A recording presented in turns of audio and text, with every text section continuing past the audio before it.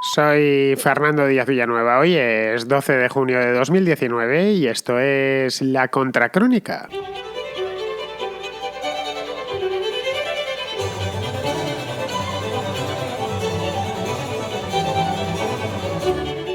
Este lunes Brasil amaneció con una exclusiva periodística del diario The Intercept, una exclusiva que ha sacudido al país, pero además bien sacudido, y ha generado una crisis de credibilidad en el juez más famoso de todo el país, más famoso y más respetado, que se llama Sergio Moro, por si alguien no le conocía. En las últimas elecciones se habló muchísimo de él, tanto que Jair Bolsonaro terminó incorporando en el gabinete. Desde hace unos meses es ministro de Justicia de Brasil. Fue uno de sus grandes aciertos, por lo menos desde el punto de vista de la comunicación, porque todo el país admira, o buena parte del país por lo menos admira, o por lo menos hasta este lunes admiraba a Sergio Moro.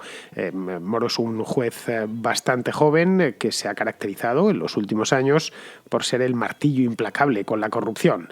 Bien, la exclusiva en cuestión, debidamente documentada por este diario, se llama, como os decía, The Intercept, consiste en una investigación que revela que Sergio Moro podría haber cooperado de manera ilegal, o al menos irregular, con el fiscal Delta Dallagnol, el fiscal que estuvo instruyendo el caso del Lava Jato, cuando estaban instruyendo esta operación de corrupción relacionada con Odebrecht y también con Petrobras, que ha conmovido todo Brasil en los últimos 4 o 5 años.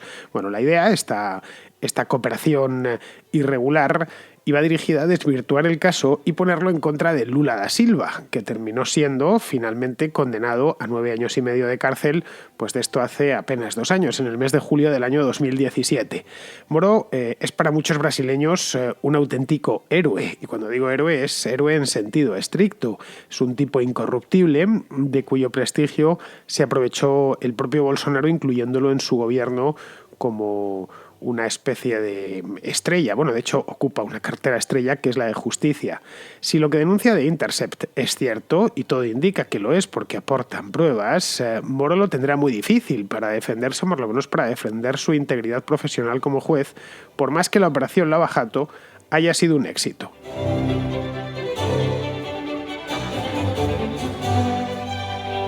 No sé si habéis oído hablar alguna vez de este diario. Es un diario digital, lógicamente, se llama The Intercept, es bastante nuevo, es muy conocido por lo menos en la anglosfera, dentro de los países de habla inglesa. Lo fundó hace unos años un tipo llamado Glenn Greenwald. Este quizá os suene más, estuvo relacionado con el tema de Edward Snowden. Bueno, aparte de la historia de Snowden, Greenwald es famoso por sí mismo, fue un columnista, sigue siéndolo de hecho, muy influyente en Estados Unidos, en Inglaterra, en los países, ya digo, de habla inglesa, y en tiempos fue uno de los columnistas estrella del The Guardian, que es uno de los principales diarios británicos, y también de Salon.com. Bueno, se hizo relativamente famoso, no a nivel mundial, no es Julian Assange, obviamente, cuando en el año 2013 hizo una serie de reportajes, los hizo para el Guardian exactamente, sobre los programas de vigilancia que Estados Unidos tiene en marcha, Estados Unidos y el Reino Unido también. Lo recordaréis, fue hace ya unos cuantos años, pero tuvo muchísimo recorrido mediático esto de los programas de vigilancia, que pues poco menos que nos vigilan hasta en el teléfono las agencias de inteligencia, tanto la británica como la estadounidense. Bueno, ocasionó un gran escándalo mundial, empezaron a aparecer reportajes de todo tipo, y uno de los primeros, y el que dio el pistoletazo de salida a todos ellos, fue este de Glenn Greenwald. Lo hizo con documentación filtrada, con documentación privilegiada que le había ido haciendo llegar Edward Snowden desde su escondrijo en Rusia. Y bueno, la verdad es que como tenía muy buen material, pues le salieron los reportajes solos. Tras aquello, pues ya convertido en una celebridad periodística de alcance mundial, lo que hizo Greenwald fue montarse su propio periódico moderno, que se llama The Intercept, el Interceptor sería en castellano, y desde entonces pues este periódico hace pues una especie como de... Bueno, sí, una especie, ¿no? Hace periodismo de filtraciones, básicamente, con cierto sesgo demócrata en Estados Unidos y bastante antitrampista. Si visitáis la página web la portada, no hace falta que tampoco naveguéis que vuestra vista sea muy profunda, veréis que es bastante crítico con Donald Trump y en general pues tiene, como ya os digo, un sesgo muy demócrata en los Estados Unidos y muy prolaborista en el Reino Unido. Esto un sesgo, no estoy hablando de que no es ni muchísimo menos de Intercept un medio político ni tampoco de partido, pero tiene ese sesgo. Bien, en el año 2016 de Intercept, que ya se había establecido bien en el mundo de habla inglesa, creo que lo fundaron en 2014, si mal no recuerdo. Bueno, pues 2 años más tarde, en 2016, decidieron expandirse y abrieron una edición en Brasil, con periodistas locales, por supuesto, pero con la misma receta. Es decir, filtraciones y búsqueda de casos políticos, lógicamente, con gran impacto en la opinión pública. Un poco lo que les había funcionado tanto en Estados Unidos como en el Reino Unido, pues llevándoselo a Brasil, que es un mercado gigantesco para todo y, por supuesto, pues también para los medios de comunicación. Bien, en Brasil hoy por hoy el impacto, lo que más impacto causa es la corrupción desde hace bastante tiempo. Es el tema por el que se desviven los brasileños y con razón, porque de un tiempo a esta parte la corrupción siempre existió en Brasil, pero de un tiempo a esta parte pues se diría, sobre todo a raíz del caso Odebrecht, que ha terminado infectando a toda Hispanoamérica, pues se diría que es casi lo único a lo que se dedican los políticos locales, es a llevarse lo que no es suyo. Hoy ya no manda el Partido de los Trabajadores, luego el objeto de las exclusivas periodísticas, por lógica, tiene que ir dirigido al actual gobernante, que es Jair Bolsonaro, es el quien manda en el país. Luego las noticias de impacto son las que van a darle al propio Bolsonaro, ya sea con temas mejor atados y temas peor atados, dándole a sus hijos o directamente al mismo. Estoy hablando de información hecha fabricada con hechos, no con prejuicios ideológicos, ni como este no me gusta, pues voy a ver si le sacudo por aquí o por allá. El Intercept lo que hace es siempre lleva casos. Los puede llevar con un sesgo determinado, eso es evidente, pero siempre aporta sus informaciones, aporta fundamentos y lleva pruebas, que es lo mínimo que se le puede pedir a un periodista cuando se dedica a hacer este tipo de trabajos. Bueno, pues la cuestión es que el impacto que busca The Intercept en Brasil, su edición brasileña, hoy por hoy es dar a Bolsonaro con hechos contantes y sonantes. Hasta entonces, hasta este lunes, hasta ahora mismo, no había tenido oportunidad de llevarse nada a la boca y parece ser que con esta exclusiva se lo está llevando todo porque en Brasil pues casi que no se habla de otra cosa desde hace un par de días. El reportaje este del lunes sobre Sergio Moro y su investigación del Lava Jato era eso mismo. Y era una manera de sacudir una bofetada en toda la cara con la mano fría al presidente Bolsonaro y dársela además en la cara de su ministro más preciado, que es Sergio Moro. El informe en cuestión lo estuve leyendo, lo tenéis tanto en The Intercept en versión portuguesa como en el Intercept en la versión norteamericana. De hecho, el reportaje está firmado por el propio Greenwald, así que entiendo que lo escribiría en inglés, porque que yo sepa, Greenwald no habla portugués, creo que lo mismo me equivoco, y resulta que habla portugués estupendamente. Pero bueno, el hecho es que lo tenéis en las dos por si queréis echar un vistazo.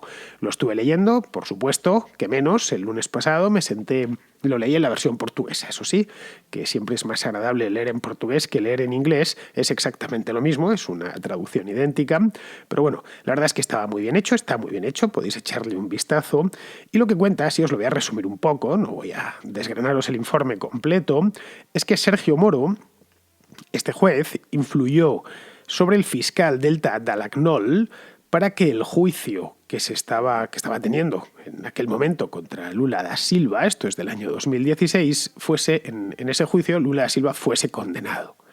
La publicación, al parecer y lo muestra además, tuvo acceso a una serie de mensajes de chat privados que intercambiaron el juez Moro y el fiscal Dallagnol. Y de esos mensajes pues se extrae toda la información y la conclusión misma que saca Greenwald. Es decir, los mensajes lo que vienen a indicar de una manera más o menos abierta, es decir, no hace falta mucha interpretación, es que Moro dio al fiscal pistas de la investigación, le sugirió algunas estrategias y hasta en algunos casos le riñó, no con malas palabras, por supuesto, no le insultó ni nada de eso, y le riñó como si fuera su subordinado. Diciendo, pues exactamente, tenías que hacer eso, tenías que esperar a lo otro, una cosa así. Lo tenéis todo en el reportaje de Greenwald de Intercept.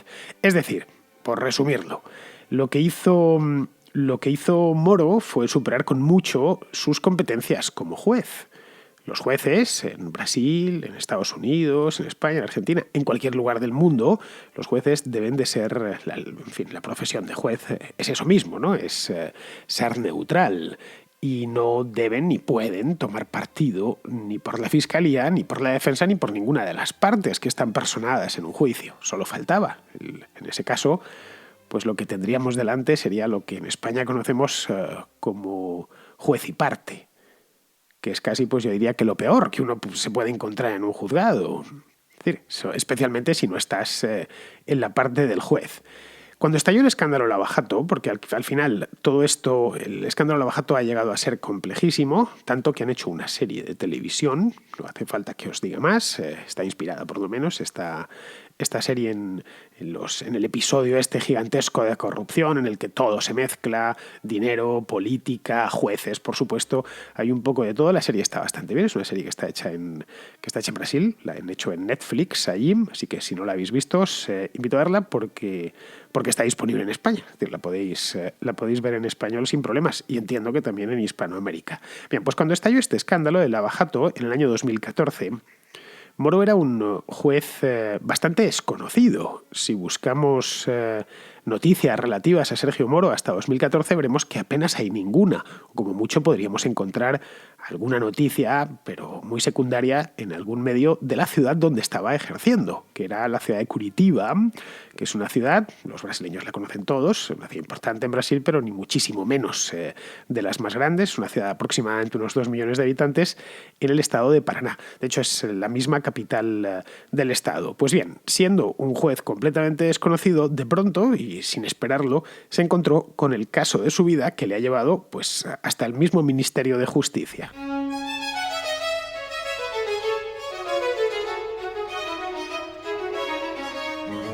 ¿Qué es lo que pasó exactamente aquel año, en 2014? Bueno, pues ese año la Policía Federal de Brasil descubrió que una red de gasolineras y de lavaderos para automóviles, de autolavados, estaban siendo utilizados para blanquear dinero proveniente de la corrupción política, de grupos de crimen organizado, en lo que la policía empezó a tirar un poco del hilo y vio que detrás pues había políticos blanqueando dinero a través de estas gasolineras.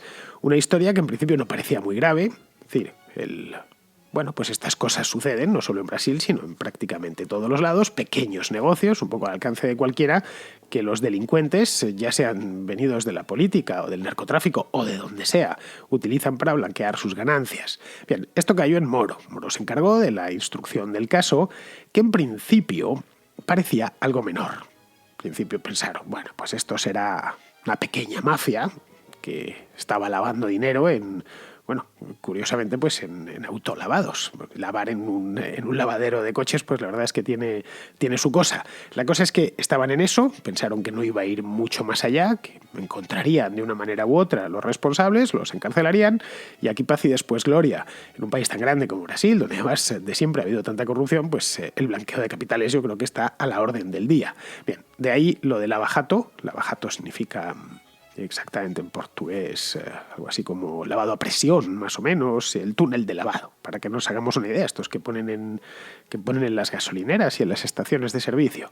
Bueno, pues resultó, se puso Moro a investigar, tiró mucho más de la cuerda y resultó, o descubrió para su sorpresa, que la madriguera era mucho más profunda de lo que parecía en un principio. Resultó que la empresa constructora más grande de todo el país, y además la más grande de toda Hispanoamérica, que no es otra que Odebrecht, pues estaba detrás de todo aquello. Y no solo Odebrecht, había otras empresas y estaba prácticamente todo el mundo blanqueando. Es decir, Odebrecht, sabemos cuál era su modus operandi, tanto en Brasil como en otros países. Algunos los ha partido en dos, como es el caso de Perú. Bien, pues lo que hacía Odebrecht es corrompía políticos de todos los partidos. Odebrecht le daba la carne y al pescado y al marisco y absolutamente a todo, y también era vegetariano, es decir, no distinguían, metía dinero en todos los bolsillos, y estos blanqueaban a través de estos autolavados. Esta era la parte inicial de la operación. Moro siguió investigando, una cosa llevó a la otra y bien, el asunto ascendió pues hasta las más altas esferas del Estado, hasta la presidencia de la República, terminó salpicando a los presidentes de la época, primero a Dilma Rousseff, aunque Rousseff no fue destituida por el caso Lavajato, sino por un asunto presupuestario, y luego posteriormente terminó salpicando también al expresidente, al que fue presidente hasta el mes de diciembre del año pasado, a Michel Temer. Y lo hizo, por supuesto, con Lula da Silva, con Luis Ignacio Lula da Silva, que es expresidente de Brasil, además lo fue muchísimos años y es conocidísimo, por supuesto, en Brasil y también en el extranjero. Bien, de Lula da Silva descubrieron que Petrobras, otra de las empresas de la trama, había pagado 8 millones de dólares a Lula en diversos conceptos, qué sé yo, viajes, por ejemplo, regalos, conferencias que iba dando por ahí, charlas, etc. Es decir, cuando una empresa te quiere corromper, no necesariamente te tiene que dar el dinero en un sobre, eso pues no lo sé, quizá para cobrar el pizzo de los mafiosos napolitanos, pues está bien, pero en el momento en que una trama se sofistica, pues hay mil maneras de corromper a un político. Bueno, aparte de estos 8 millones, también se terminó demostrando que Petrobras le había pagado un apartamento de lujo en la costa de Sao Paulo, exactamente en la localidad de Guarujá. Moro lo que hizo fue hincar el diente a este asunto, hincárselo hasta el fondo. Además, Lula evidentemente no era un diputadillo cualquiera, un desconocido, un muerto de hambre de Brasilia, que unos cuantos de esos terminaron en la cárcel, ¿eh? No, Lula era caza mayor, era la mayor pieza que se podía cobrar un juez en aquel entonces en Brasil. Así que se puso a ello, puso todo lo que tenía legalmente, estoy hablando, y consiguió cazarle y encarcelar a la presa, que es donde se encuentra actualmente. Es decir, Lula no es un político retirado, no lo olvidemos. No es que fuese a Lula cuando ya se había retirado. Rousseff llegó incluso a hacerle ministro, cuando todavía era Rousseff presidente. Esto estamos hablando de 2016. Rousseff fue destituida por el Senado en el mes de agosto de aquel año, pues antes. Para evitar que Moro le persiguiese, le llegó a hacer ministro, un ministerio sin ningún tipo de atribuciones, concretamente ministro de la Casa Civil, que es lo más parecido a un primer ministro que puede existir en Brasil, pero vamos, con la única idea de darle inmunidad. La maniobra política de Rousseff era tan evidente que el Supremo suspendió el nombramiento para evitar que se refugiase detrás de un ministerio fantasma. Luego, aparte de esto, Lula tenía intención de presentarse a las elecciones del año pasado, del año 2018, y tenía intención no porque lo dijesen los analistas y los periodistas en Brasil, sino porque él mismo lo había anunciado. ¿Influyó eso en el ánimo de Moro? Es decir, el hecho de que este tipo siguiese en política y quisiese volver a presentarse y conquistar por tercera o cuarta vez la presidencia, pues seguramente, claro. El hecho es que hizo todo lo que estuvo en su mano desde el punto de vista judicial para acabar con él. Y lo consiguió porque las pruebas contra Lula eran concluyentes. A fin de cuentas, no estamos hablando aquí de una estructura compleja con dinero en paraísos fiscales, en las Vírgenes, en Panamá, a través de sociedades interpuestas con 17 testaferros. No. El triplex, el apartamento este de lujo, que es un triplex, uno de estos que tienen 3 plantas, el triplex de Guarujá estaba ahí. Y los sobornos de Petrobras a cambio de contratos también quedaron documentados. Por lo tanto, tenía el caso bastante bien atado. Es decir, cualquier juez, fuese o no fuese simpatizante a título privado de Lula da Silva, le hubiese condenado. Juez imparcial, quiero decir. Evidentemente, un juez casero a favor de Lula pues no lo hubiese condenado porque en el momento en que le hubiesen presentado las pruebas las hubiese desestimado, ¿no? Es decir, a la vista está que Moro... A ver si me entendéis, ¿no? Es decir, Moro no, el veredicto que dictó en aquel momento no tiene ni un problema ni un defecto de forma conocido. Es decir, que si llegase otro juez y volviese a juzgar lo mismo, pues muy pocas serían las comas que tendría que alterar de ese veredicto, el veredicto sobre Lula, que es el origen, a fin de cuentas, de todo este escándalo. Luego, el trabajo este de Intercept... el trabajo de Glenn Greenwald, lo que hace es decirnos que Moro no lo hizo bien y no debería ser juez, pero no lo hizo bien mientras instruía. No nos está diciendo que Lula es inocente, simplemente que durante ese proceso, pues Moro incurrió en algunas prácticas no demasiado recomendables en un juez. Bueno, totalmente nada recomendables en un juez. Pero claro, no aporta nada a favor de Lula, que está en prisión, está en la de Curitiba, curiosamente. la misma ciudad en la que Moro fue juez. Cuidado que Brasil es grande y ha tenido todo que coincidir ahí, en la misma ciudad de Curitiba. Bueno, pues Lula está en prisión y con las pruebas en su contra debería seguir estándolo. De esto yo creo que no cabe la menor duda, ¿no? Es decir, puede repetirse el juicio y con las pruebas disponibles volvería a ser condenado. Un poco como pasó en España hace unos años con Garzón y el caso Gürtel. Garzón fue inhabilitado como juez a raíz de una irregularidad en el caso Gürtel, pero eso no le quitó la culpabilidad a los de Gürtel, que al final con los años han terminado siendo condenados al margen de lo que pasase con Baltasar Garzón en su momento. Otro tema distinto es Sergio Moro en sí. Es decir, su credibilidad ha quedado en entredicho. Eso yo creo que está claro después de este reportaje de Interceptor. Ahora ya no es juez, claro. Ahora ya no se le puede inhabilitar. Es ministro. Y eso le ocasionará problemas no solo con el electorado, que creo que va de suyo, sino también con el propio Congreso, con el Parlamento en Brasil. Porque los diputados de la oposición pues van a ir a por él y se le van a enganchar a la carótida y no se van a soltar. Entre los fiscales que participan en la operación Lavajato, obviamente ha cundido la alarma. ¿Qué menos después de esto, no? Y la verdad es que no es para menos. Si encuentras una manzana podrida en un cesto, es probable que haya más. Podría de este modo, pues, si la cosa va más, pues declararse un nuevo terremoto judicial en Brasil, que se empiecen a anular juicios, es una posibilidad que se debe de tener en cuenta, y que haya que repetirlos.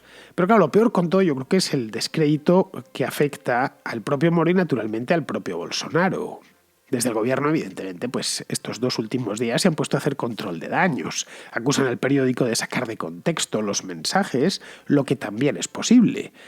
Así que, si es cierto, lo mejor quizá es que sean ellos mismos. Si es cierto que han sacado de contexto los mensajes y los han recortado, ¿no? Pues que sea el propio gobierno, el propio Moro, el que ponga en contexto esos mensajes aportando más información.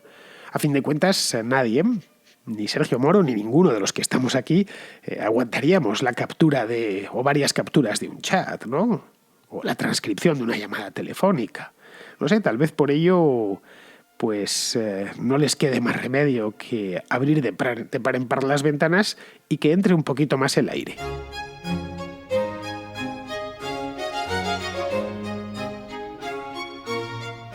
Vamos con las llamadas. Empezamos con Ángel de Vitoria, que nos comenta una cosa sobre la hipotética repetición de elecciones. Bueno, con estas amenazas del gobierno, lo que yo creo que nos están haciendo ver a los ciudadanos es que nosotros somos los que hemos elegido mal. Y como a ellos no les ha gustado esta elección, pues van a repetirla y que se distribuya el poder de una forma más acorde a sus intereses. Y creo que esto no puede ser así de ninguna manera. El fallo nunca puede ser del electorado. Los errores siempre son de los partidos políticos, que no han sabido elegir a las personas adecuadas o presentar sus propuestas de la manera correcta para que nosotros les demos una mayoría más holgada, y posteriormente no han sabido hacer su trabajo, que es llegar a acuerdos y entenderse con sus rivales para formar gobierno. Entonces, la herramienta de repetición de elecciones es una herramienta que tiene que estar ahí, y si un partido político quiere utilizarla para repetirlas, pues está en su derecho, pero yo creo que habría que regularlo. Y mi propuesta sería la siguiente: puedes repetir las elecciones, pero las personas que presentes a las listas tienen que ser diferentes a las presentadas en las primeras elecciones, porque ellas no han sabido hacer su trabajo, como ya he dicho. Estoy seguro que esto les ayudaría bastante a la hora de llegar a entendimientos, y seguro que al ver peligrar su puesto serían capaces de llegar a acuerdos con otros partidos. Bueno, sin más, dejo ahí la propuesta y espero que siga todo bien, y enhorabuena por tu programa. Un saludo. Bueno, Ángel, vamos a ver, en política manda quien sujeta el reloj, y el reloj lo sujeta quien está en el poder, no hay más. Quien sujeta el reloj, solo hay un reloj y es quien lo tiene en la mano en esos momentos. Son los famosos tiempos de Rajoy, lo habrías oído en el pasado muchas veces, que no es que los manejase bien a pesar de la cantidad de pelotas que tenía rodeándole, sino que él tenía el poder. Y claro, así cualquiera, cuando solo hay un reloj y tienes tú el reloj en la mano, pues raro sea, muy tonto tienes que ser para que te salga todo mal, ¿no? Hoy el reloj lo tiene Pedro Sánchez y está esperando a que los demás se desgasten, mientras él, que está en la Moncloa tranquilamente, pues lo observa desde fuera. les viene a decir o les deja ver que una repetición de elecciones no les interesaría a ninguno. Ya se vio además, hay un precedente muy cercano en el tiempo, a solo 3 años vista. Se vio en 2016 que la repetición benefició a quien estaba en la Moncloa, al dueño del reloj, a Mariano Rajoy, y perjudicó a todos los demás. Pues bien, a eso mismo están jugando. Pero vamos, él tampoco está demasiado interesado en convocar nuevas elecciones. Bueno, por el descrédito un poco de volver a pedir a la gente que vaya a votar y sobre todo porque le podrían salir mal. Cada vez que un político convoca elecciones, no olvides que tira una moneda al aire. Y la moneda, ya sabes, te puede salir bien o te puede salir mal.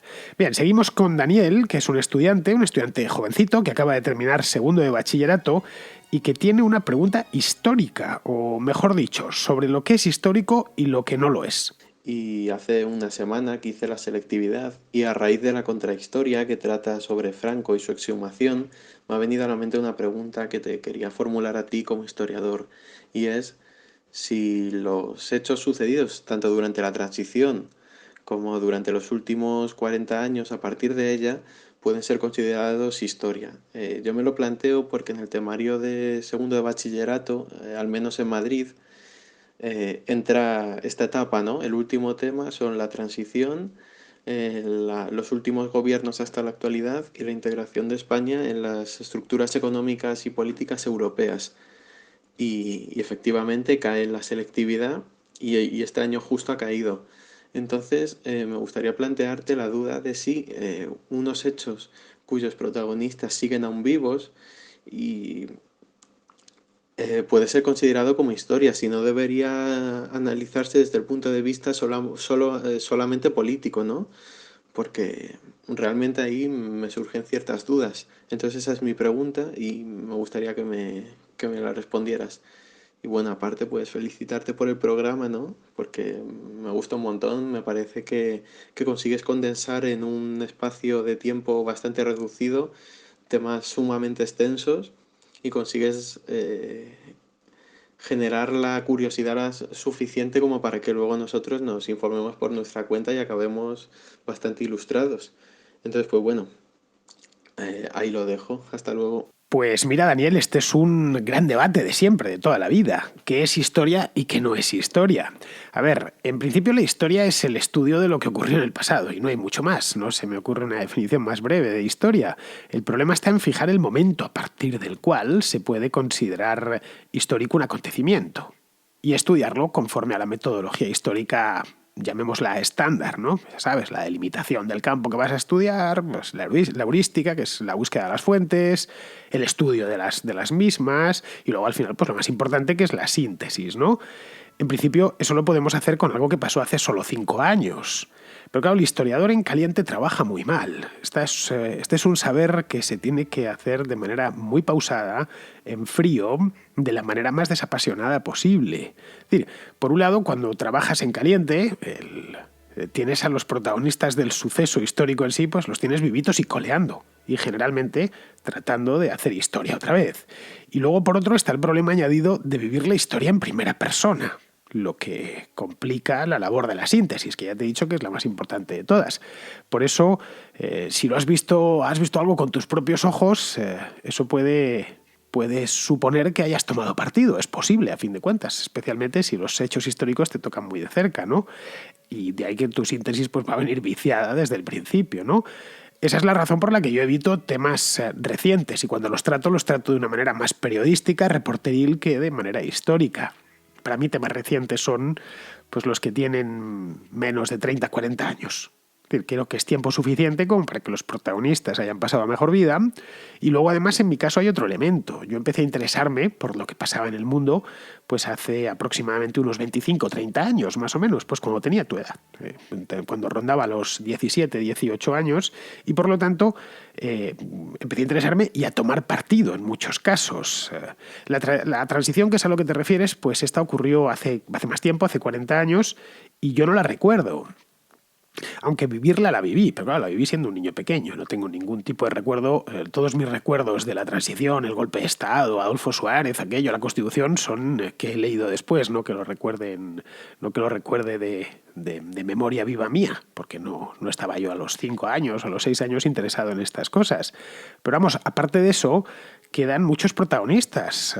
vivos, quiero decir, protagonistas de la transición. Así que me temo que habrá que esperar a que este ciclo se cierre y se vean las cosas con más perspectiva. Porque el conocimiento de la historia, si algo da, es perspectiva. Procuras, además, si no la tienes, adoptarla. Sin ella es completamente imposible mirar al pasado. Por eso me parece absurdo, ya lo decía ayer, que se traigan a Franco al presente, como si estuviese todavía vivo, y leer lo que hizo en clave del presente.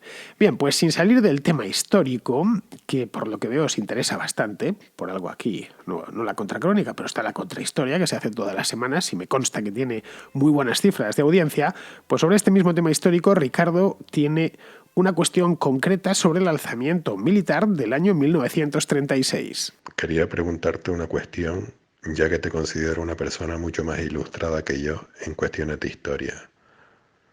Yo, como oyente de tu programa, me considero a mí mismo anticomunista y amante de la libertad. Por eso precisamente escucho tu programa. Pero la cuestión que yo te quiero hacer es la siguiente. Y es que Francisco Franco y los otros 3 militares que se alzaron el 18 de julio del 36 quizás no eran anticomunistas convencidos, sino simplemente unos militares que estaban al servicio de su país y nada más. Y ante una situación de extremísima gravedad, no les quedó más remedio que intervenir y alzarse militarmente contra el gobierno de la República. Esa es la cuestión que te quería preguntar. Un saludo y muchísimas gracias. A ver, vamos a ver, no fueron 3 militares los que se levantaron para derrocar al gobierno de la República, fueron bastantes más. Aquello fue una conjura muy numerosa que empezó a tomar cuerpo en marzo de 1936, pues unas semanas después de las elecciones de febrero. El conspirador jefe ni siquiera era Franco, era un tipo llamado Emilio Mola, era un general africanista, mayor de edad, quiero decir, tenía más años que Franco. En ese momento era gobernador militar de Navarra. Había unos cuantos más, pues qué sé yo, así te hablo de memoria. Estaba Saliquet, estaba Orgaz, estaba Fanjul. En el grupo de conjurados al principio estaba Ponte también, o estaba el propio Franco, que es de los primeros, ¿no? Franco en aquel momento estaba en Canarias, era el más alejado de la península. Bueno, el más alejado sería el de Guinea Ecuatorial, que no sé ni siquiera si tenía un general al cargo. Pero bueno, el hecho es que eran un grupito, no muy grande, pero tampoco pequeño. Otros, como Queipo de Llano, no se apuntaron al principio, Queipo de Llano estaba en Sevilla, pero se apuntaron más tarde. Otros, como Batet, que además Domingo Batet había tenido un papel muy importante en la República, había estado en el cuarto militar del presidente de la República, pues no lo hicieron nunca. A Batet lo terminaban fusilando, por cierto. Bien, la idea de los conjurados era dar un golpe de Estado en todas las capitanías generales, o al menos en las capitanías generales más importantes del país, deponer al gobierno y formar una junta militar. Con el general Sanjurjo, que estaba también conjurado, pero no había estado en las reuniones porque él vivía fuera de España, estaba exiliado, pues con el general Sanjurjo a su cabeza. Sanjurjo estaba exiliado en Lisboa desde el golpe fallido del año 32. Entonces, querían traerle de vuelta a España una vez controlasen las principales capitales, lo que suponía controlar todo el país, y ya está ahí, montar una junta militar y luego ya verían lo que harían. Ese era el plan. Pero como casi todos los planes, pues salió mal. Primero, no todas las capitanías generales se sublevaron. Otras lo hicieron y fracasaron, como fue el caso de Fanjul en Madrid o el de Godet en Barcelona. Y luego, para colmo de males, Sanjurjo se mató en el avión que le traía de Lisboa. Se mató porque era un cursi, esa es la cruda realidad. Y era una persona un vanidoso y que se quiso traer el uniforme, en una avioneta de la época, se quiso traer el uniforme de capitán general con sable y todo. Total, la avioneta no consiguió despegar y poco después de levantarse del suelo se volvió a caer y se mató Sanjurjo. Se mataría un año más tarde, cuando ya Franco tenía todo el poder, se mataría el propio Mola también en un accidente de aviación, ¿no? Bien, así que volviendo al año 36, a los primeros momentos, lo que hicieron fue improvisar sobre la marcha. Franco era uno más de los conjurados. Y lo que hizo Franco fue empezar a ganar ventajas desde el principio. Primero, como estaba en Canarias, voló de Canarias hasta el protectorado en África. Lo hizo en un avión que se llama el Dragon Rapid. Hay hasta una película sobre este episodio en concreto. Y una vez en África se hizo con el ejército de África, que era la parte más grande y mejor preparada de todo el ejército español de la época. Llevó al ejército de África a la península gracias al apoyo alemán, ya que la República controlaba la armada, gracias al apoyo alemán que él mismo se había procurado. Una vez ya en la península, enlazó con Queipo en Sevilla y cuando un par de meses más tarde Esto fue a finales de septiembre de 1936. Se reunió la Junta Militar en Salamanca, pues Franco hizo valer sus ventajas, las que había ido ganando, su capacidad ofensiva, comandaba el ejército de África, sus buenos contactos internacionales con la Alemania nazi y con la Italia fascista, y el hecho de que era algo más joven que el resto, y por lo tanto ninguno de ellos se le odiaba especialmente. Entre los conjurados había 1000 rivalidades, todos venían, pues algunos habían hecho la guerra de Cuba de jóvenes, o casi todos, y por supuesto habían hecho la guerra de Marruecos, ¿no? Luego Franco en estas mismas fechas hizo su última gran jugada, que fue tomar Toledo y liberar el Alcázar, y al día siguiente pues le nombraron generalísimo. No recuerdo el día exacto de septiembre, pero fue durante la última semana. Claro, como ves, aquí la casualidad jugó un papel importantísimo en los prolegómenos y en los primeros compases de la guerra. Pero vamos, su idea, en origen, era repetir la Sanjurjada de 1932, pero no le salió. Y esta vez la cosa derivó en una guerra civil de 3 años. Y ya fue a lo largo de la guerra cuando Franco vislumbró que podía forjar un régimen en torno a su persona. Un régimen que en principio adoptó las formas de esa época, las del año 36-37. Luego, posteriormente, se fue transformando. El franquismo del año 39 se parecía muy poco, no tanto desde el punto de vista doctrinario, que también fue improvisándose sobre la marcha, pero al menos desde el aspecto externo era muy distinto el del año 39 al del año 69. Pero bueno, el del año 39, que es el que nos interesa ahora. Bien. En este caso, adoptó esas formas que se llevaban en la Europa de la época, de los totalitarismos. Y además, quien le estaba ayudando pues era Hitler y Mussolini. Bien, hasta ese momento, hasta ese preciso instante en el que le convierten en generalísimo, a Franco no le había interesado demasiado la política, poco que leas una biografía suya. Le interesaba pues como a cualquier general, ¿no? Era un simple militar católico. Los militares en aquella época, no solo en España, sino en otros países también, se metían más en política de lo que lo hacen ahora. Ahora directamente es que los militares se dedican a lo que tienen que dedicarse, que es a lo suyo. Pero los militares españoles del siglo XIX se dedicaban en muchas ocasiones a cualquier cosa menos a lo suyo. Franco era heredero de esta tradición militar que afectaba tanto a los militares conservadores como a los militares progresistas. Les afectaba a todo. Pues bien, él era un simple militar católico, conservador, que sin esperarlo pues se encontró con una situación en la que él era algo así como, o se vio algo así como una especie de enviado de la providencia. Bien, vamos a terminar el programa, que se me está alargando mucho hoy. Vamos con Pizarro, que nos habla pues de esto mismo, no de Franco, sino más bien de la tumba de Franco. Saquear tumbas no es un trabajo fácil, aunque sí antiquísimo. Hoy día la mayor dificultad reside en la protección legal que tienen los difuntos, fruto de la experiencia y el respeto de milenios gestionando sepulturas. En esta ocasión se propone un saqueo gubernamental a toda fanfarria para quitarle al dictador no los dientes o el anillo, sino los restos de dictadura que le puedan quedar y escupirles en nombre de todos los maltratados por el régimen. Este oportunismo populachero y partidista certificaría la fecha oficial de la muerte del espíritu de la transición, con su amnistía y su mirada hacia adelante. Muerte ya conocida, pero sin efeméride aún, que Pedro quiere concretar con una prisa que quizás se le atragante, porque saquear tumbas no es un trabajo fácil. Un cordial saludo de Pizarro. Pues queridos amigos, hasta aquí ha llegado la contra de hoy. Ya sabéis, mañana jueves yo volveré por aquí, será la última contra de la semana, porque al siguiente tenemos contrahistoria, así que hay que tomar esta parte final de la semana, que empieza, bueno, tanto como final, mañana es justo el día que está en la mitad, no, el jueves de la semana laboral ya está en la fase final. Bueno, sea como fuere, porque lo mismo trabajáis el sábado, yo volveré por aquí mañana y espero que vosotros estéis allí. Hasta mañana, amigos.